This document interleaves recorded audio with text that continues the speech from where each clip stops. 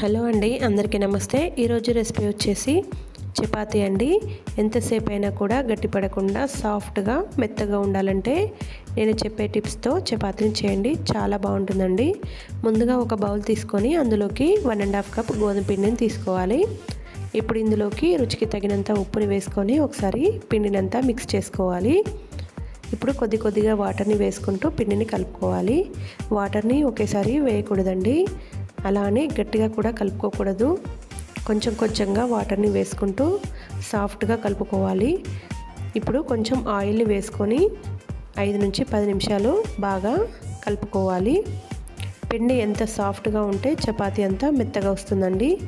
ఇలా కలుపుకున్న తర్వాత 10 నుంచి 15 నిమిషాలు పిండిని పక్కన పెట్టుకోవాలి.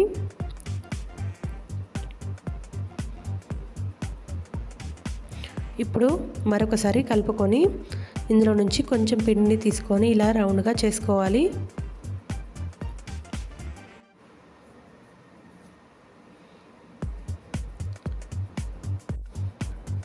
ఇప్పుడు కొంచెం పొడి పిండిని వేసుకొని చపాతీలాగా చేసుకోవాలి.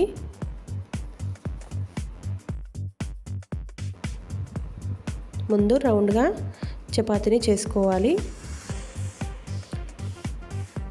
ఇప్పుడు కొంచెం ఆయిల్ని వేసుకొని చపాతీకి అంతా స్ప్రెడ్ చేసుకోవాలి.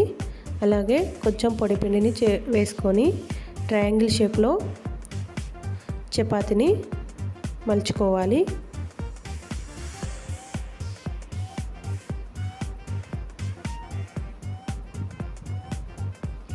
ఇలా మధ్యలో పొడి పిండిని చల్లుకుంటూ చపాతీని చేసుకోవాలి.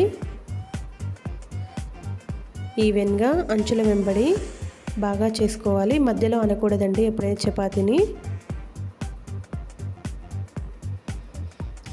ఇలా చేసుకున్న చపాతీని వేడిగా ఉన్న పెనం మీద వేసుకొని 10 సెకండ్లు కాల్చుకోవాలి.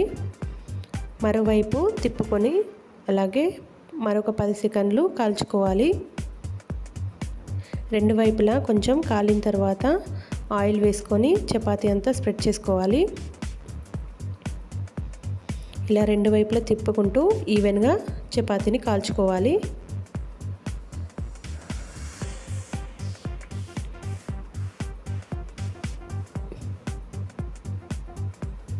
మరో విధానంలో చపాతీ ఎలా ప్రిపేర్ చేయాలో తెలుసుకుందామా.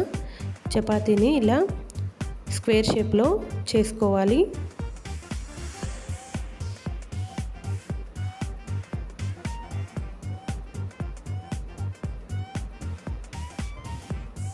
ఇలా స్క్వేర్ షేప్లో వచ్చేటట్టు చపాతీని చేసుకోవాలి. ఇలా మధ్యలో పొడి పిండిని చల్లుకుంటూ చపాతీలాగా చేసుకోవాలి. ఈ చపాతీని కూడా హై ఫ్లేమ్లో పెట్టుకొని బాగా వేడిగా ఉన్నప్పుడే చపాతీని వేసుకొని కాల్చుకోవాలండి. ఇలా రెండు వైపులా కాలిన తర్వాత ఆయిల్ వేసుకొని కాల్చుకోవాలి. ఈ చపాతీలని ఇలా కాల్చుకున్న తర్వాత హాట్ బాక్స్లో లేదా మూత ఉన్న బౌల్లో వేసుకొని పెట్టుకుంటే ఎంతసేపు అయినా కూడా సాఫ్ట్గా ఉంటుందండి. ఇలాగే అన్ని చపాతీలని కాల్చుకొని తీసుకోవాలి. ఈ చపాతీలోకి మటన్ కర్రీ, చికెన్ కర్రీ, ఆలు మసాలా కర్రీ చాలా టేస్టీగా ఉంటుందండి. మీరు కూడా ఈ రెసిపీని ట్రై చేసి ఎలా వచ్చిందో నాకు కామెంట్ చేయండి.